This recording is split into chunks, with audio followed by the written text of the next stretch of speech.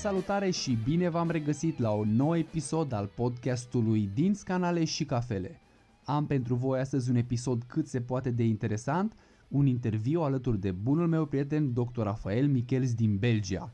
Am discutat împreună despre cum anume se pot trata urgențele stomatologice în această perioadă a pandemiei cu COVID-19.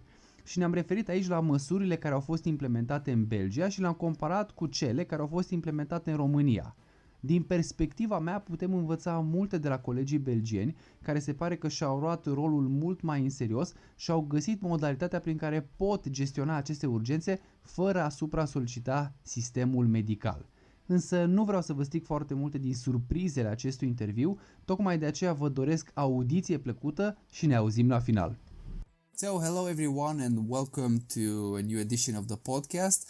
I'm very happy to announce that I have a special guest today, which is Dr. Rafael Michiels from Belgium, and we're going to talk about how dental care, emergency dental care, is being performed during the coronavirus pandemic. We're going to talk about how things are done here in Romania, and obviously we're going to talk about how things are done in Belgium, because that's where Rafael practices, and we'll just see what are the main differences and what they can maybe do better, what we can take from them. So, hi Raf, how are you? Hello Bodan. Very busy at the moment. But for everything else, everything is fine. So it's been a hectic few weeks. Okay, so just let's let the audience know that this is our second trial. Okay. So we already talked for 45 minutes, but without recording anything. So now let's say we're in the mood. We have a pretty good idea about what the theme is, and we have a better structure of this discussion. Yes, we are prepared, and I have a whiskey now with me. So things are already looking up. Okay, great. So Raf, as we previously spoke, I came to understand that things in Belgium are quite different than in Romania, and I must say that from everything you told me, my perspective is that they're done. A little bit more towards helping the patient and not just preserving self-interest. So in that regards, I just want to again let you know that here in Romania, starting with the 21st of March, all offices are closed. Whereas in Belgium, as you told me, you are allowed to do emergency care. And to walk us through the procedures and all the or let's say how you organized everything with doing the triage of the patients and so forth. Yeah. So first to clarify, 1 week and a half ago, when the coronavirus really hit Belgium also, the government was not really involved in anything. So at that moment, the government just ignored the dentists. I made a post about it on my Facebook page, so you probably read it. And with the dentists, we didn't really know. We really didn't knew what to do or something. So there were no guidelines, nothing. And as a dentist, you're also kind of doctor, so we decided, okay, we need to see patients, we need to help them, and also we have to make sure that the patients who have problems with their teeth do not go to the emergency care of the hospital. So that's when we decided with the dental societies of Belgium, both Flanders and Wallonia, together with the universities to create a protocol, and the protocol was based on what the universities told us. So at that moment, we decided to do it ourselves, and basically the government just agreed with it, and I think they don't care that much. So we developed a protocol which allows you to do the emergency care for patients. Yeah. So completely opposite to what was, let's say, regulated here in Romania, where the emergency care was first chose to shut down and then see where it goes. And in Belgium, there was no involvement, so we decided to do it ourselves. And then after a while, the government will impose some rules and regulations probably. So it's the other way around. Yeah, but what's your take on that? I mean, do you think this was the right way to go around it? Should, let's say, professional committees organize themselves in a manner that is suitable for them and for the patients, or should the government step in and make some very explicit regulations? You should do this, you should not do that, and so on. Well, what we can learn from this crisis, from my point of view, is that normally you should expect the government to have a sort of plan when a crisis hits. Now, this is a virus, but it's for every sort of crisis. And it should not be totally up to the professionals themselves to develop it. Normally, when there's a crisis, you expect the government to have a plan and to have stock of materials and to have guidelines, and then they can put the plan into action. This crisis really shows that the government's completely unprepared for something like that. So I think what we should learn from this is that we have to be better prepared. And the problem also is that when there is a plan and when you ask professionals and also the experts like virologists and other scientists, is that most of the time when there's no crisis, the government just laughs it away. So they say, yeah, we don't have money for it.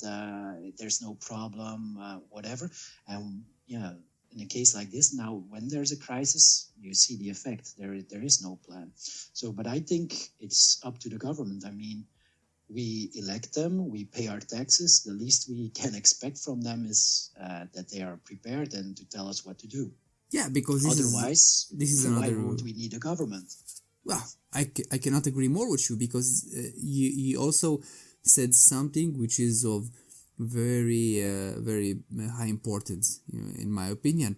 We pay taxes. Now, those taxes, obviously, they're distributed according to the needs of the population. But I believe that in every country, I mean, it's statutory or mandatory, it should be, that every country should have, let's say, a budget for emergencies. And in case of need, you can access that budget and buy whatsoever. Because now, for example, we have this crazy situation here in Romania where you have hospitals, doctors, asking people and private business owners for donations.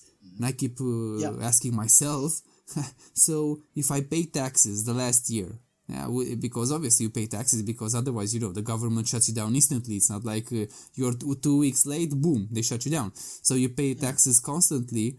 And then when, let's say, you really need the state, you need the state to really do something that helps you and keeps you safe, then they tell you, we don't have money. Where's all the money that... So...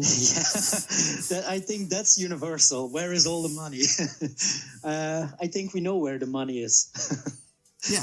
But it's not with the people. Yeah, definitely not with the people, because, I also helped and gave out a small donation. I also encouraged, I'm not talking about money. I also encouraged every dentist to make a small donation in terms of materials to the hospitals. So everybody, I said that around 10%, so it doesn't affect your business that much, but you also make a small donation. There were people who said, but look, I'm a very honest living citizen. I pay my taxes on time. I pay everything that is needed of me. So why should I now give more? I mean, I'm doing everything that the normal citizen should do, and now it's asked even more of me, and instead I'm not receiving anything. So I cannot condemn those people because they're totally right. I can understand their frustration. I understand those people too, But on the other hand, I'm also, let's say, I wouldn't be able to sleep well if I knew that I would have the opportunity to help my colleagues, which are now fighting with this disease, and I didn't help them just because I had a grudge with the state. Because I don't believe that those people who are now working in the hospital in order to help people have anything to do with the bribes and the money laundering and the whatsoever of the state. No, I totally agree. And for example, what we saw here is basically orthodontists. So we can only do emergency treatment, and orthodontics is not emergency treatment. So what many orthodontists and also some periodontists did, they donated their masks to colleagues who are still doing the emergencies, and also to general doctors and stuff. So because there's a complete shortage, not only in dentistry, there's a shortage everywhere. So those orthodontists just donated all their masks and their gloves, and they said, okay, for us, nothing is urgent, so we just reschedule the patients and we'll give our stock to others. And it's the same for me. In the beginning, I didn't have the right masks, and I just received FFP3 masks from a colleague who was ill herself, and she told me, well, I'm ill, I cannot use them, so I know you do emergencies, and I also do emergency treatments from her patients. So she said, well, you can use those masks better. So I only received the masks from colleagues. I didn't receive any masks from the government yet. Yeah, which is, it just brings to show... it's crazy. But, we also discussed this a bit, and, here in Romania, they shut us down, but afterwards, let's say the organizing body of the dentists here came out with some regulations that you might actually do some emergency cases, but if you have the proper equipment. And I was talking to you about this, and you need the FFP3 masks in order to treat patients. FFP2 might suffice, but obviously it's not so good as FFP3. Then you need the surgical gowns, then you need the face shield, then you need the headpiece, and so on. You told me that at least for the moment you have those. And you also told me about a pretty cool thing that you learned from a Danish colleague, which I believe will also help a lot of Romanian dentists. So go ahead and let us know about it. So I will tell you about what I'm wearing, and tell you about the thing Lars told me. So for my emergency treatments, I'm wearing a surgical gown, a surgical hat, an FFP3 mask. I put a surgical mask above it because it has a plastic opening which allows you to breathe out easier, but it doesn't protect the patient. So I put an extra surgical mask over it, and I use a face shield. Now, the problem was that I only have a limited amount of surgical gowns, and I can sterilize those, so they're pretty heavy surgical gowns. But I can only use one for the whole day. So if you treat more emergencies, well, that's not the best option. And I was talking with my Danish colleague, and he told me, you know what, I'm using a disposable plastic poncho. So, the poncho you wear on a festival when it's raining. So those plastic transparent ponchos.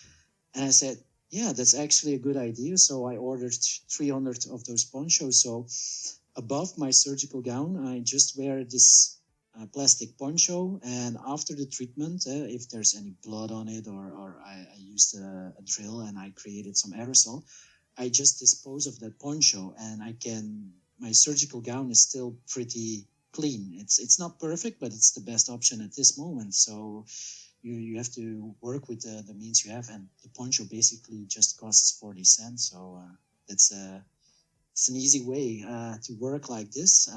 The only thing is you sweat a lot. It's warm.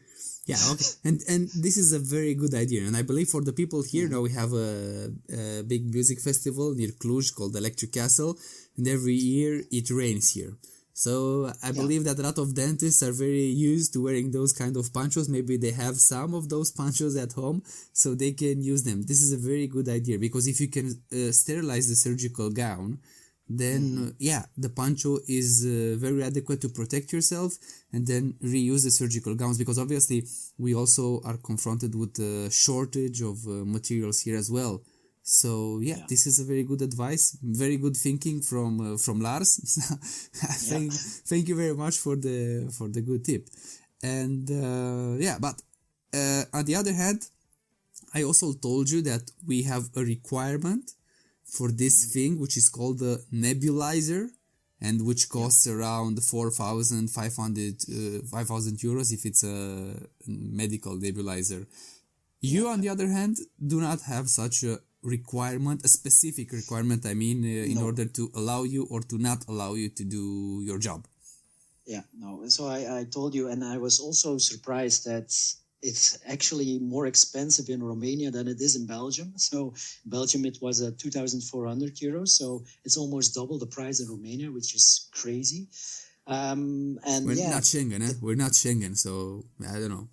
Maybe that's the reason.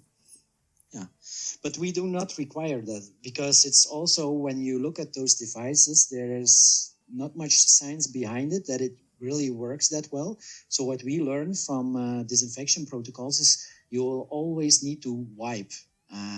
So a device like that, it's not really proven. So that's why it's not needed. What is in our protocol is because when you create an aerosol, it can remain in the office for about 6 hours. So our protocol dictates us that we need to have at least 6 hours in between two patients. So I can do one patient in the morning and one patient in the late afternoon. And my colleague who is working with me, he does one in the late morning and one in the early afternoon, but he switches between the other two cabinets. So we have 3 cabinets in which we rotate. And in between those patients, when you created an aerosol, we just open the windows and we have to vent as much as possible. Okay, so yeah, that's a really interesting protocol. And so we actually do have a 6-hour break between patients. Yeah. And and I presume you told me that you also ventilate, so you open all windows and... Yeah, we open the windows, and I told you before, so I have a device that suctions all the air through it. If it's on silent mode, it's good enough for 25 square meters, and if it's on full power, it's about 100 square meters. I have 2 of those devices, so they cover the whole office. And it has a HEPA filter and a UVC light, so it kills all bacteria and viruses all together. But that's something I already had. So it was because in the past I had some problems with, sinus problems and stuff like that. And I was thinking, okay, maybe it's because I'm working in a not so clean environment as a dentist. So I went searching and I found the device and I plugged it in. And it's crazy. It actually solved my sinus problems. And what's really crazy is that after a certain amount of time, the lamp just doesn't work anymore. And you never pay attention to it, but I can feel it when it doesn't work anymore. So after 2 days that it doesn't work anymore, I'm like, I'm now looking at the device. Okay, it stopped working. So it really does something. So in these times, I'm happy to have it. Yeah, and you also told me that because in my mind, this type of devices were like, I was thinking, okay, maybe it can, I don't know, suction like 10 square meters, maybe 15. But you told me that in fact it does a pretty good job and it can cover like, you told me 100 square meters at full power? Yeah. So yeah, and so you can program them, and at night when I'm not in the office, they're both of them are on full power, and during the day they're on silent mode, so they still work but less. But every night they're programmed at 10 p.m. They start working until 6 a.m. the next morning. So 8 hours they go on full suction. Yeah. No, so yeah, it's a good device. So maybe some dentists in Romania also have it. Otherwise, I don't know how much does it cost. Do you have any idea how much you paid for it? 400 euros for one. Okay, so it's definitely not such a big investment, but probably now it's 1,400 euros. So probably now there's the Corona multiplication factor. Yeah, because it's crazy now. Everything costs. I would say like maybe even 4 times or 5 times more than it cost before the pandemic. So definitely somebody's getting rich, huh? There's no doubt about it in these times. Because as I told you, I'm always receiving, because I've searched a little bit about this nebulizer. I wanted to see exactly what's it about, what type of devices. And you have a lot of dealers that now are making you the best offer.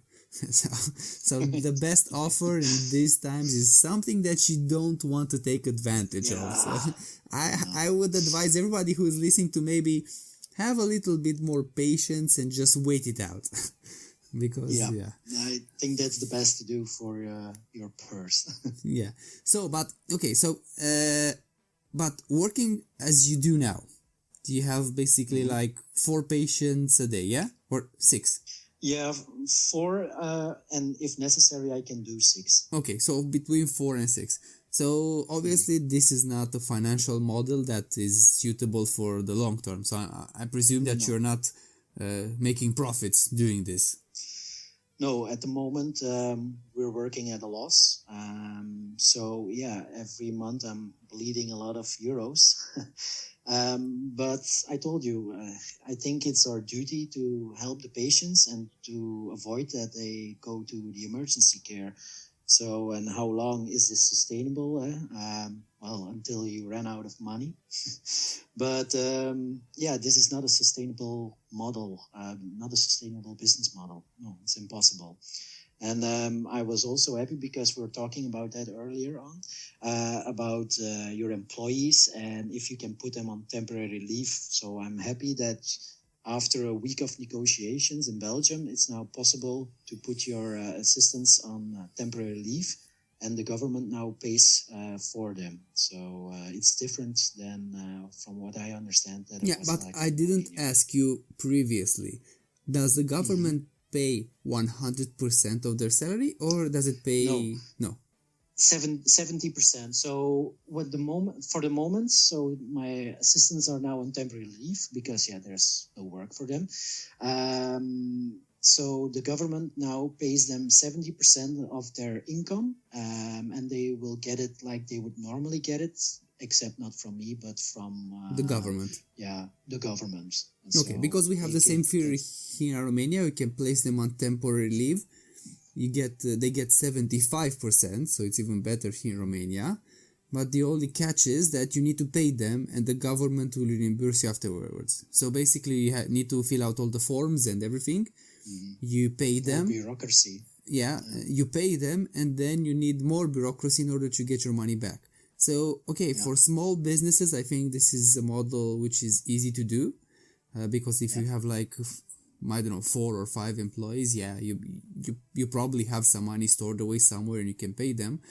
But, if you have a big clinic, let's say you have like 20 employees or 30 employees and you have no income because you're not allowed to work, paying 30 employees 75% and afterwards waiting 1 month for that money to get back to you, having no income at all, it might be problematic because you still have to make payments. You have due rent, you have loans, interests.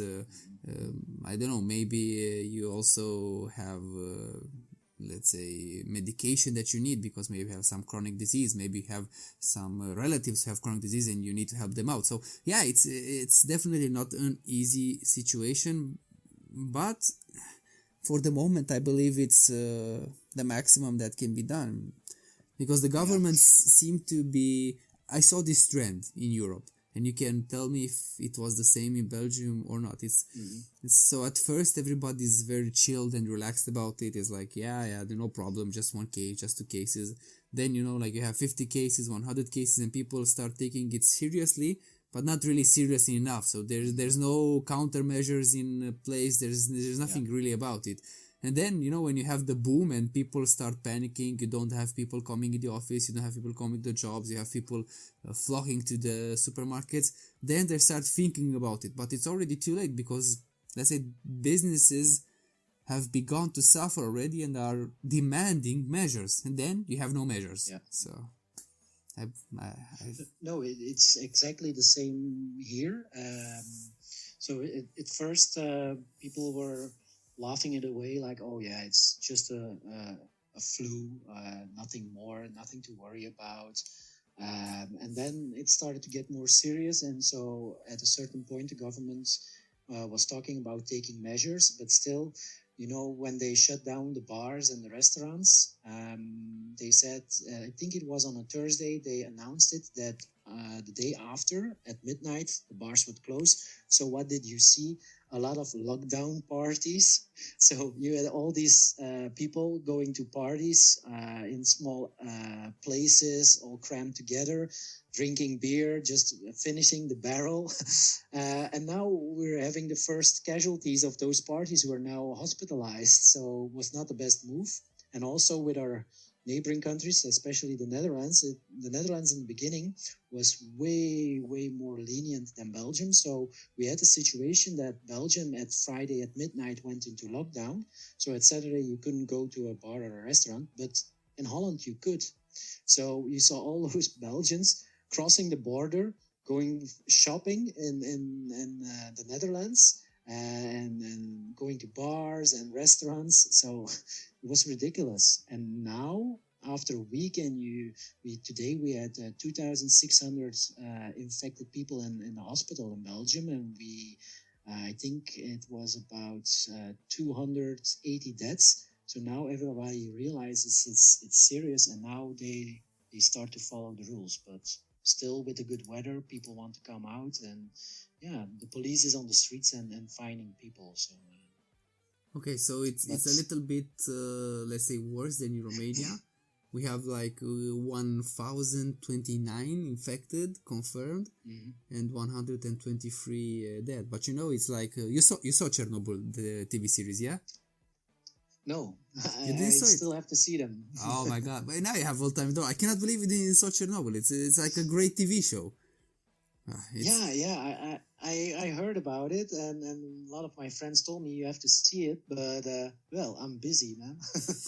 Okay, but there's just a short clip there, when there's the guy is asking about the dose of radiation, and said, how big is the dose of radiation? And the other guy responds to him, it's 10 Röntgen, but that's the max that the device can measure. And the other guy is like, 10 Röntgen, not bad, not good. I believe in Romania is more or less quite the same now, because it's how many infected do we have? 1,229. And how many tests did we do? 1,029. Oh yeah, not bad, not good.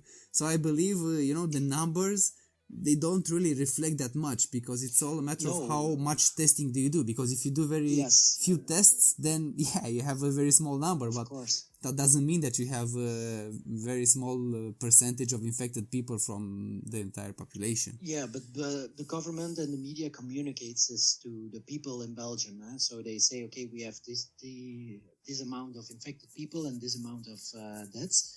But the amount of infected people is a gross underestimation. And everybody realizes it now, because you only get tested in Belgium when you are very ill and you go to the hospital. So that's the only time you get tested, because the problem is we have enough labs, we have enough personnel in the labs, we probably have enough tests, but they call it reagentia, the material they need to use to be able to do the tests. We don't have that anymore. So tests are very limited. So. Okay. Yeah, I believe that's something that we will have to address in the future. The most important thing actually is to be able to test everybody, and currently the tests are only testing at the moment if you're ill, but people who are ill and are already healed, well, we don't have a test to see if they have antibodies. So that's also a test that needs to be developed, because they're probably the majority of the people who get infected don't have any symptoms or just mild symptoms. And we don't know how many actually have been healed at this moment. So, or as you said, it's very important to see if they indeed have the ability to develop immunity. Yeah, we're not sure about it. Yeah. So. Also the vaccine is something that we talked about, and it seems so you told me that from your perspective you have some insight and it might be possible, because as I previously said, this being Aryan virus, it has the chance to mutate. But you told me that you read that it's not quite like that. By coincidence, I read that today. So that our virologist here in Belgium were researching it, and they said, well, the rate of the mutation of the virus is actually slower than the normal flu. So the problem with the normal flu is that it mutates every 10 days or something. So if you get a vaccine for the normal flu, it only works for that year. And with the rate of mutation they see at the moment, they expect that it will mutate much slower. So there are some different strains, but it's still more or less the same virus. So a vaccine would work against the different strains at this moment. And they expect, actually, if it's really like this, that it's probably going to be a vaccine more like for measles. So you only have to be vaccinated every 5 or 10 years or something. So if that would be the case, that would be awesome, of course. But that's what I read today and what the virologist said here. But we'll have to see. But if it would be like that, well, let's hope that we have a vaccine pretty soon. But what they think is that the vaccine will only come in 2021. So we'll have to cope with this at the moment and probably deal with the fact that the majority of the people will get infected, and let's hope that natural immunity will come. Yeah, but can you think about, let's say, the boost that the country who develops the vaccine will get? I mean, it's I believe just by reading and looking at things, I believe that now we're not actually seeing the real race, because I believe now the real race is exactly this, developing the vaccine. Because the one who develops the vaccine... I'll place my bet on South Korea. Yeah, you believe South Korea will do it? No, I don't know.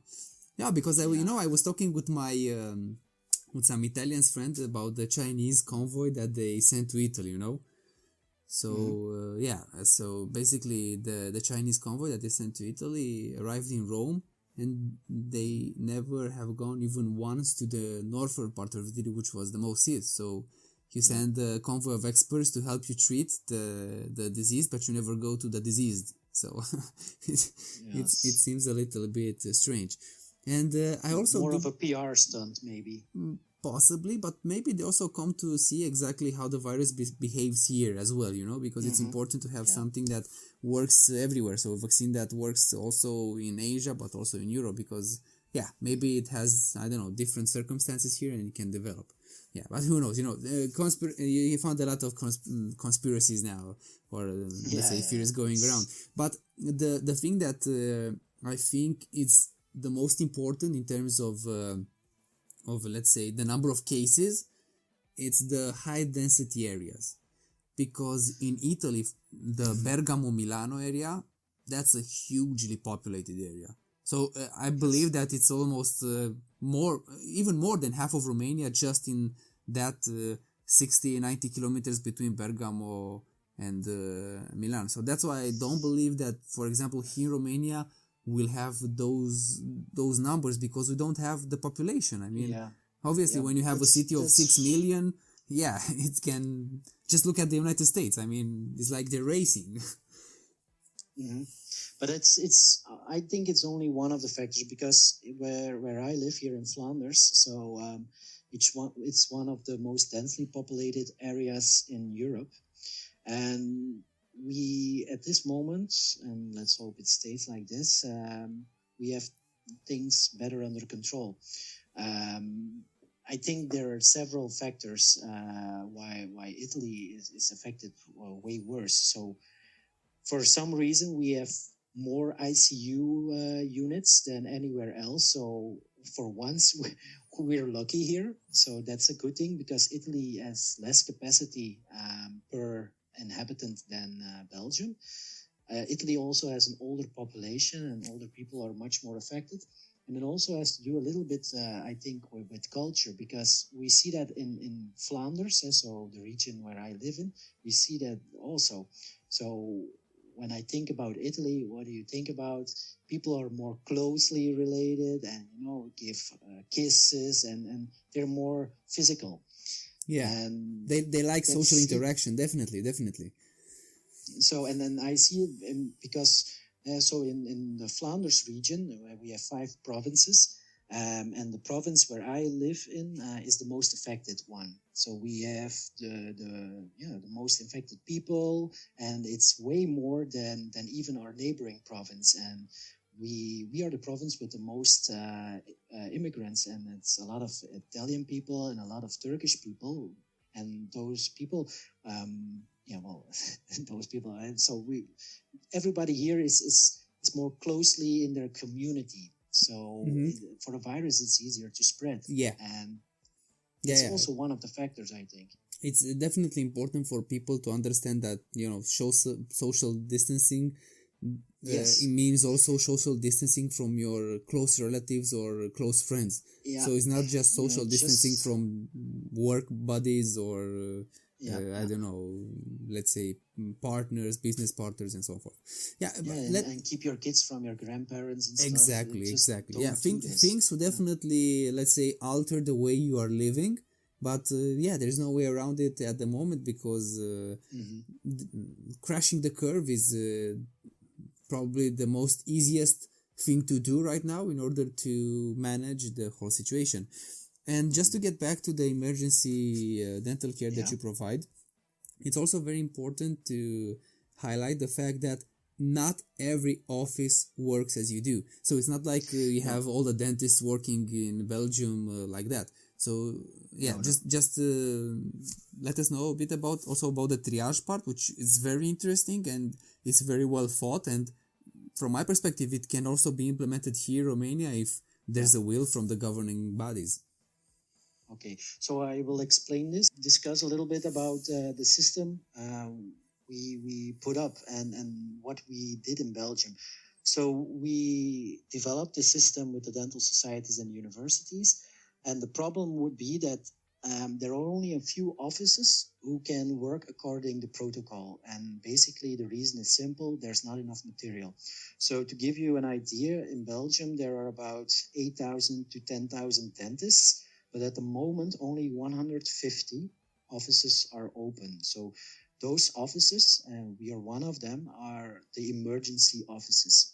Now, if you would just open it to the public, it would be chaos. You would be swamped with patients calling for minor issues. And 150 dentists cannot take on the whole country. So the system we put in place is actually very simple. So the patient, when he is in pain or when he has a problem, he first phones to his own dentist, and we expect solidarity amongst the dentists so that they still answer the telephone for their own patients. So if you're a patient and you're in pain, you phone your own dentist first.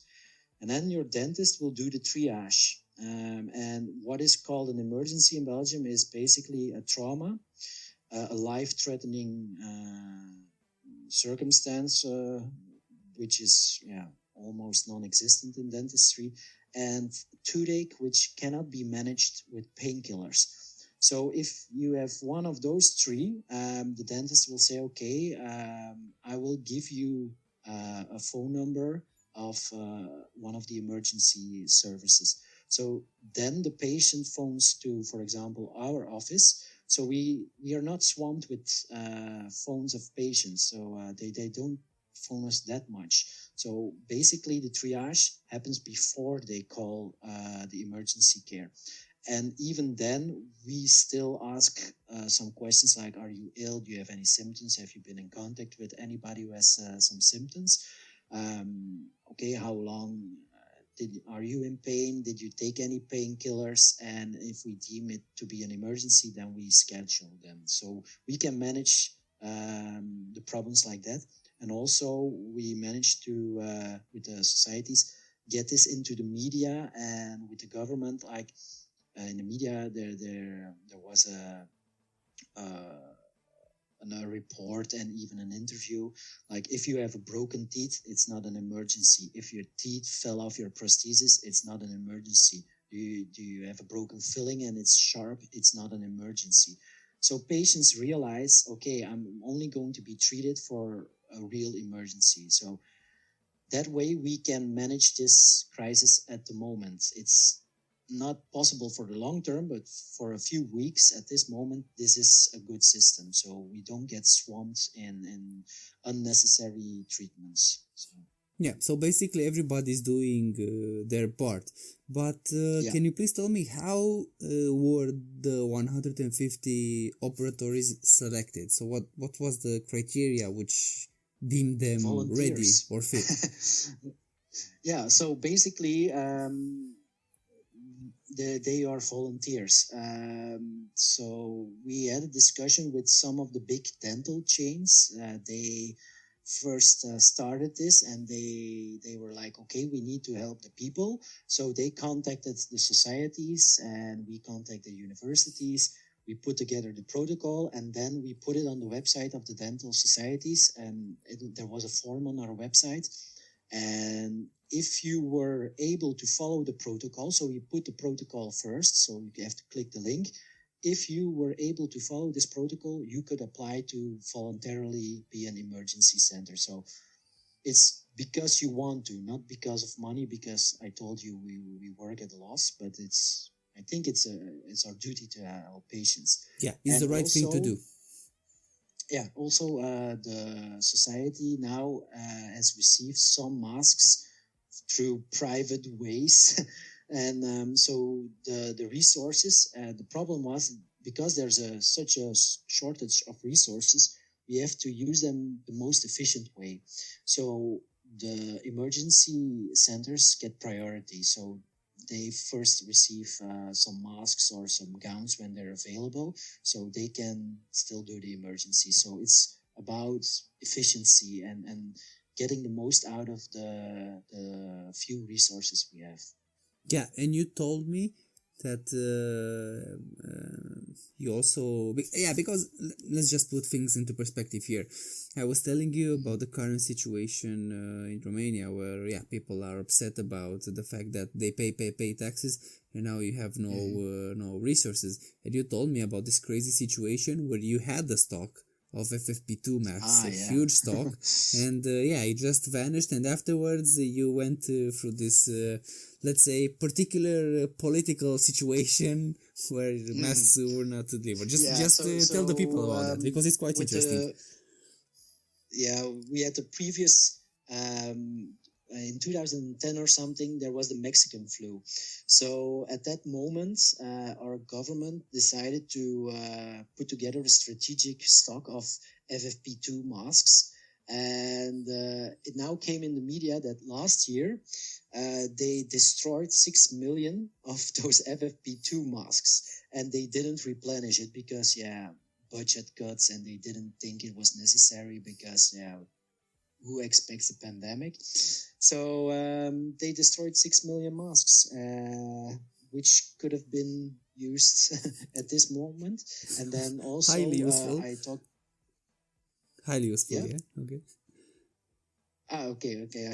So, and then also I talked to you about the politics. So even during the crisis, politics still go on. So, for example, we had a politician from a party which is not in the government, and she was able, together with some entrepreneurs, to get 5 or 6 million masks into Belgium. So she said to the government and to our Minister of Healthcare, well, I am able to get those here. So if you want, don't worry about it. But then, of course, the government said, we have our own contact, and it was within their party. So they ordered 5 million masks. I think it was from Turkey, and it never arrived. So, and they basically did that because they didn't want to allow the party who was in the opposition to get good PR from it. And now in the end, they still had to go with the opposition. Problem was that we lost again 5 or 6 days with that. And so you see, even in times of crisis where the government ignores the professionals, where the government has no plan, they still have time for politics. It's insane. Yeah, it's... I mean, you can see this all over Europe, because I think this was a real trial for the European Union, and it's my sincere opinion that it failed. It failed in a very lousy way, to say the least. I mean, you can see that when the crisis, let's say, developed, especially in the bigger countries, they would only focus on their self-interest. So, I mean, European Union was supposed to be, let's say, a union that should provide the help required in times of need. Otherwise, we all know that when things are nice and sunny, we're all happy.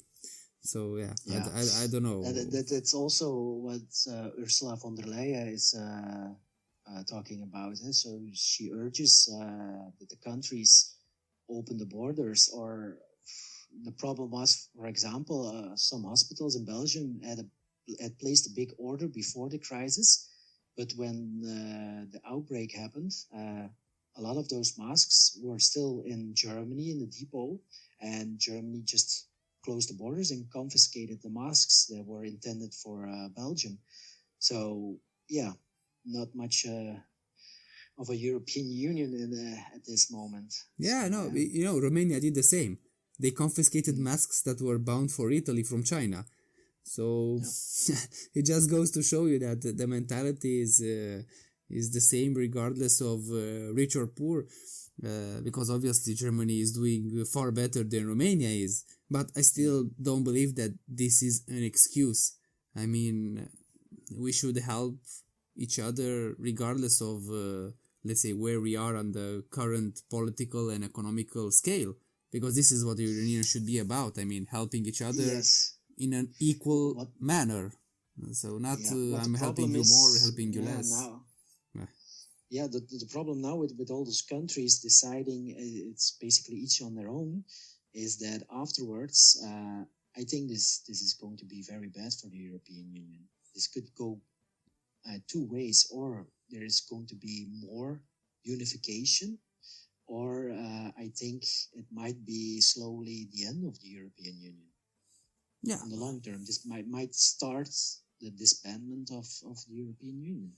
No, it's like in times of, it's like this. In times of crisis, you see the benefits or the usefulness of an alliance, because you had this prior to the Second World War, where you have the Paris Agreement, where the countries like France and UK should have provided the safety for smaller countries, or let's say underdeveloped countries like the Czech Republic or Poland, and they failed to that miserably. I mean, they didn't do anything. So if you wouldn't have had a Second World War, you probably would have thought that, that's a great pact, that's a great alliance, it's fine, it works. But when it was indeed required for them to act and to actually do something in order to fulfill the alliance, they failed. And I believe this is the case here. I mean, the European Union should prove its strength exactly in times of need, and it's here where it failed. The measures and the aftermath of this virus are going to be life-changing for most of us, and I don't think that we actually realize how much of an effect this is going to have on our lives. And I think that's something we cannot underestimate. The virus, it will be gone, or we will get a vaccine, or we will become immune. I mean, humanity will survive this virus. There's no doubt about it. But the consequences of all what's happening now will be far greater. And I hope this is just a once-in-a-lifetime experience. It will also, I believe, change the way we are performing dentistry today.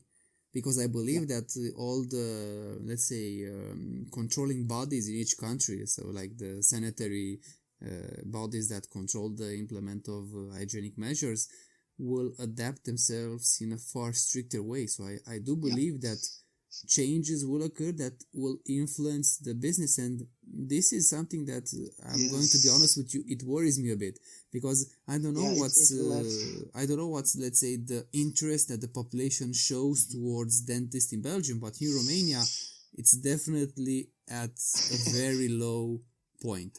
I So think it's comparable. So if I you think make it's very comparable. I think there's really no difference between Romania and Belgium in that aspect. so if you I'm make pretty sure about it. if you let's say raise the prices, because obviously if now the government will tell me, yeah, Bogdan, so if you want to do dentistry, you're going to need the nebulizers, you're going to need to use only FFP2 or FFP3 masks, you're going to need to use gowns, you're going to, yeah, obviously I'm going to have more costs, but yeah, with more costs, it's not like my landlord or my bank will understand me, say, yeah, Bogdan, so you have more costs, no problem, I'm going to lower the rent for you, because no. So I still need to be aware of that. So what I'm going to do, obviously, I'm going to raise the prices. Yeah, so the patient, so it's, I mean, and I'm not expecting after all this for people to have money ready for investment in dental needs. So it's very dangerous, huh? Yeah, the problem is now in the short term, so I told you before, I was bleeding 25,000 euros each month that I'm losing. Now with the measures that I can put my employees on temporary leave, that means 10,000 euros a month that I'm losing. But which is still a lot. Just a short, yeah, which is still a lot. But you know, I'm practicing for several years, so I have some wiggling room. But the problem will be afterwards, because I don't know how it's in Romania, but in Belgium, so we have about 11 million inhabitants, and I think a working population about 6 million, and now about 1.1 million of those 6 are already on temporary leave. So a lot of factories have shut down, and you can expect that after the crisis, a lot of people will get fired. It's impossible to immediately restart again at the same level. So a lot of people will get fired. So they will lose a lot of income, which also will affect our business. So we will feel this for a much, much longer time than just a few weeks or a few months. Yeah, definitely. I would advise everybody, especially I would advise those dentists who are, let's say, in the first 2 years maybe of practice, to, I don't know, expect at least 6 months of making ends meet. So I mean, we were talking also about the, let's say, date at which we might start working again on a normal rate. And we basically came up to the conclusion that it's going to be around June. Something. Yeah, probably because, like I told you, I'm in the board with our dental society, and we completely. So normally it's until next week. We completely expect that it at least gets extended for 2 weeks. But when we talk with the government, there's a high chance that we follow the example of Denmark, which has closed the dental offices except for the emergencies, until June 30th, so the end of June. And I understood that in the United States, in some what are they called? Not counties, but states. In some states, they've closed it until the 15th of June. Yeah. So yeah, I believe people are focusing on June as being the month where. Yeah, probably. Probably in June we can start more or less again, but even then I don't think we can expect to work like before. I think maybe it will never can work like before, not in terms of how many patients that will normalize again, but with all the measurements for hygienic reasons. Yeah, it's going to also take a time until you let's say are able to fully implement them and to fully follow them and to adapt your protocols to the new way of doing dentistry. If you had some plans in the beginning of this year, like I had, to buy a new office and open up a bigger one, I would suggest to wait another year until you get a full view on what this is going to be. Yeah, because you have all these people talking around us about the fact that this year might be the same as 2008, So another huge recession. So I think we can expect it to be worse. If you look at the markets now, it's worse. So, and the long-term consequences, in 2008, there was never a period when we just shut down everything. yeah, It was a recession, yes. It was a crisis with the banks. People lost money on their savings account, but it's savings. But now people don't work. They don't have a job afterwards. Probably they really don't have a job anymore. They will get fired. This is much bigger than 2008. So you can even see it on the market now. I used to buy some precious metals. It's all sold out. In 2008, it was not sold out. It's crazy. yeah. No, I saw that if you are now let's say a player on the stock market, you're facing difficult times. You're definitely facing difficult times. But on the other hand, I also read some articles, especially in The Economist, where they are, let's say, a little bit more optimistic, because the main difference that they try to highlight between 2008 and what's going on now is the fact that the economy is now fully engaged.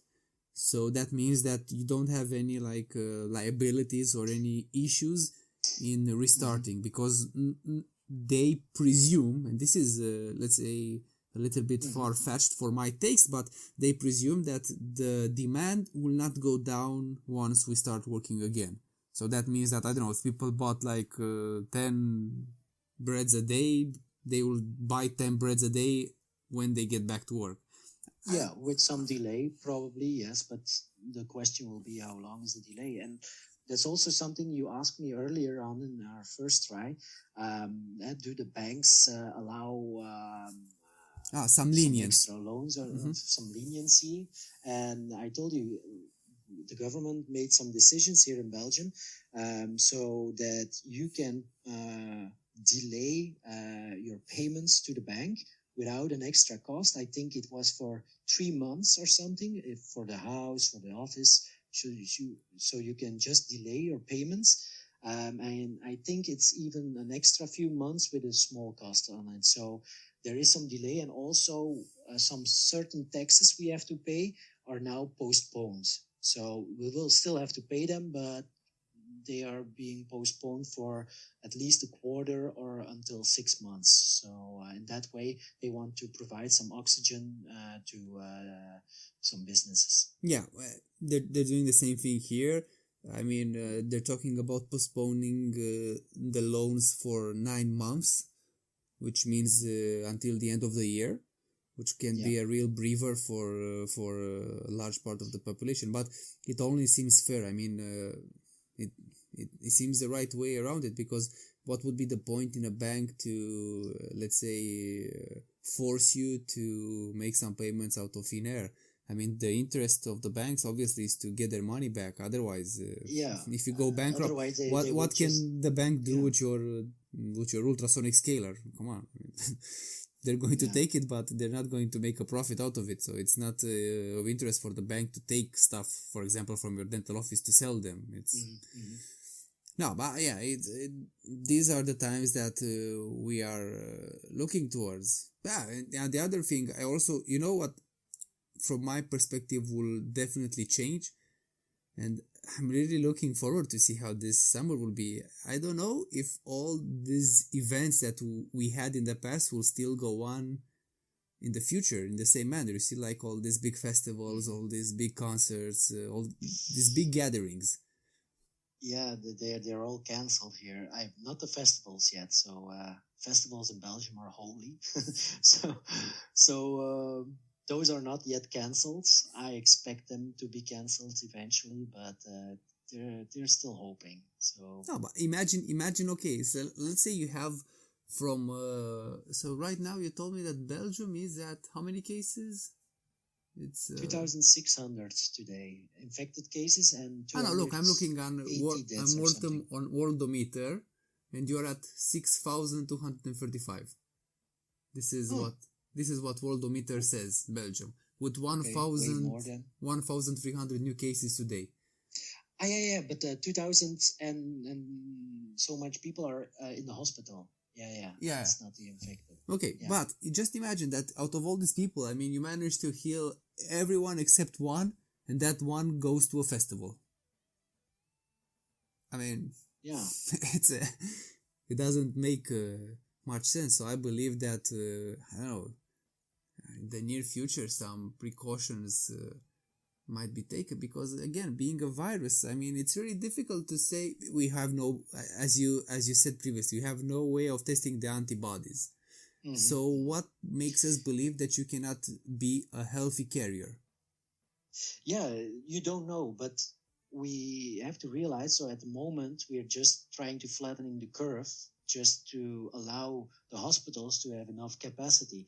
But flattening the curve, eventually the outcome is more or less the same in cases of infected people, which everybody thinks will be the majority of the people, like 70 or 80% will get infected, and they will get some sort of immunity. We will have to see if it's full immunity or partial immunity.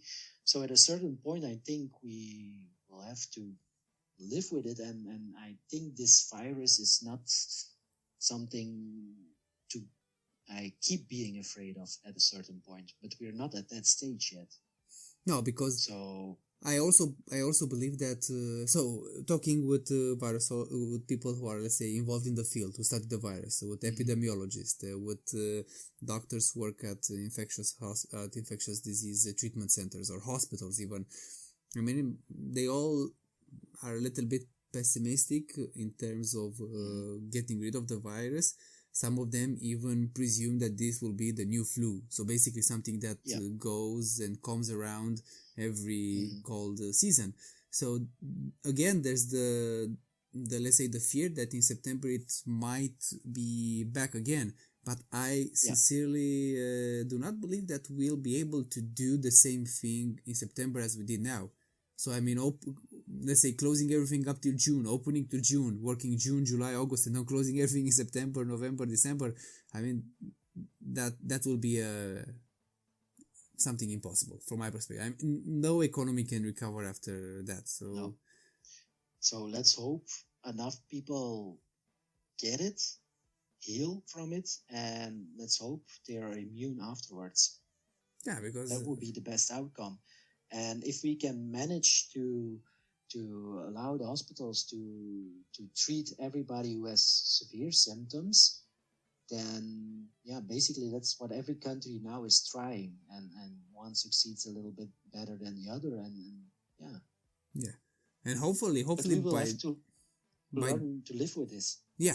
And hopefully the main objective would be to maybe, I don't know, it seems far-fetched now, but you never know, to maybe develop some fast tests that will be able to show you even to show you the carriers, not to show you the disease, to show you even if the asymptomatic patient has it. So before starting a dental procedure, I don't know, you can send the patient to do the test, the patient comes back, because this is something that worries me, namely the role of the dentist, or the role that the dentist might have in being one of the main vectors of transmitting the disease, because we're working only with aerosols every day. So if we go back to working like we previously did, and we have no ways of testing the patient, you might have let's say these huge incubation pots where you get like 50, 60 new cases every day from one dental office.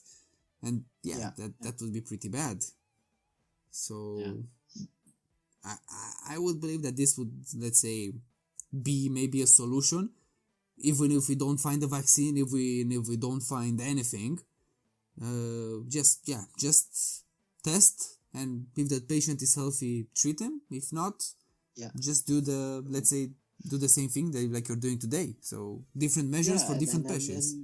Just quarantine. I just don't treat them for 2 or 3 weeks, and then normally he should be healed. Yeah, and then you can treat him. Yeah.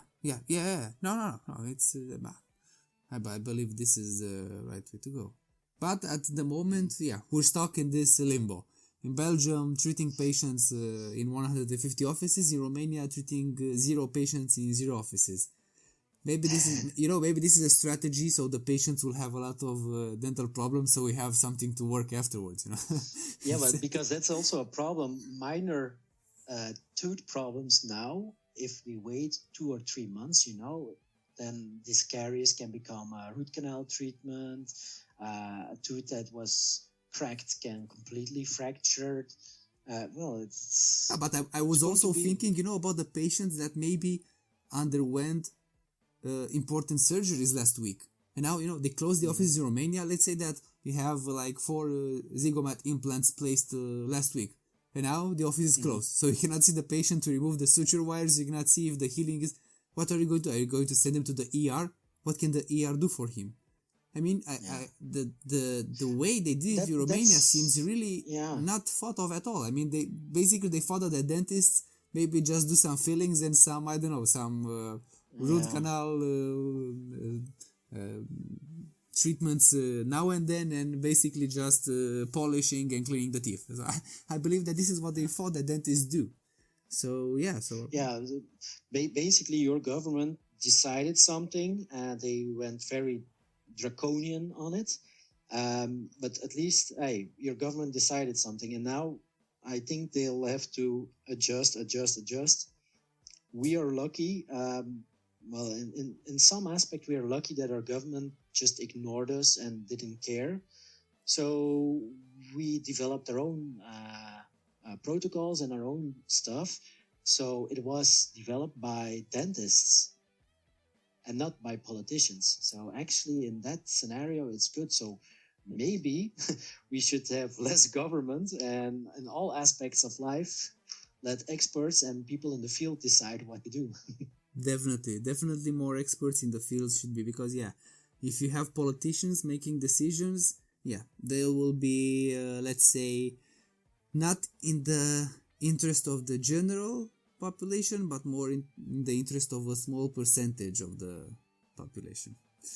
But, yes. Yeah, well, we'll see. Well, Raf, I would just like to thank you for spending some time with me and discussing. Oh man, it was my pleasure, man. These issues for the second time. Okay, so so we spent a total of 2 hours. So thank you for your patience and willingness. And so guys, if you want to maybe ask Raf some different questions, or maybe we also have a lot of Romanian dentists in Belgium, and maybe they would like to ask you something, or maybe they will need an advice from you.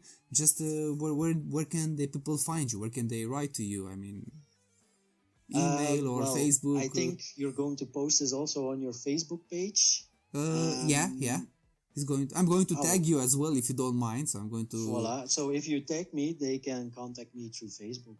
I think it's the easiest. Okay. So if you have some issues and you're in Belgium and you want to find out more about how can you manage dental emergency cases, you can just go ahead and contact Raf. If he's available, I'm sure he'll help you gladly. Otherwise, let's hope that in the next weeks in Romania we'll also have something implemented, so we may also help our patients and not let them suffer pointlessly. So, once again, thank you very much, Raf, for spending the time with me, and all the best to you, man. Keep safe and healthy, because that's the most important thing right now. Same for you, Bogdan. Same for you. So, have a great one. Bye-bye. Yes, you too. Bye-bye. Ei bine, cam asta a fost pentru astăzi. Sper că discuția noastră vi s-a părut cât se poate de interesantă și poate ați găsi și ceva util în ea. Eu sincer sper ca și la noi în țară lucrurile să se îmbunătățească, astfel încât să găsim mijloace necesare pentru a ajuta toți pacienții care cu siguranță și în această perioadă vor avea nevoie de noi. Desigur, nu puteam să încheiem acest episod fără recomandarea de cafea. Și chiar dacă stăm acasă, pentru că în această perioadă acesta este cel mai responsabil lucru pe care îl putem face, în continuare vă puteți comanda cafea pentru că serviciile de curierat funcționează. Iar eu m-am hotărât în această perioadă să-mi comand o cafea din partea celor de la Cafeaua Nației. Cei care vă mai uitați la televizor sau care poate citiți presa îl cunoașteți pe Dragoș Pătraru. Și știți că dincolo de emisiunea Starea Neaței îi se ocupă și cu prăjitul cafelei de specialitate. Eu mi-am propus să încerc o cafea un pic mai specială, și anume o cafea din Mexic. Vă spun sincer că este pentru prima dată când am încercat o cafea din Mexic și am fost plăcut surprins. Note ușoare de vanilie poate și o cafea corpulentă, perfectă pentru a fi folosită în preparate pe bază de lapte, cum ar fi cappuccino sau un latte. Nu aș recomanda-o pentru espresso sau espresso macchiato pentru că nu mi se pare că este cea potrivită. Sigur, la ei pe site o să găsiți mai multe sortimente și puteți să vă alegeți fie această cafea, fie o alta sau de ce nu să vă comandați chiar mai multe pentru a le testa. Știți voi cum să faceți, căutați pe net starea neaței și de acolo încolo vă descurcați. Până data viitoare, multă sănătate vă doresc, tot ce faceți, faceți cu pasiune și nu uitați, beți și o cafea bună între timp.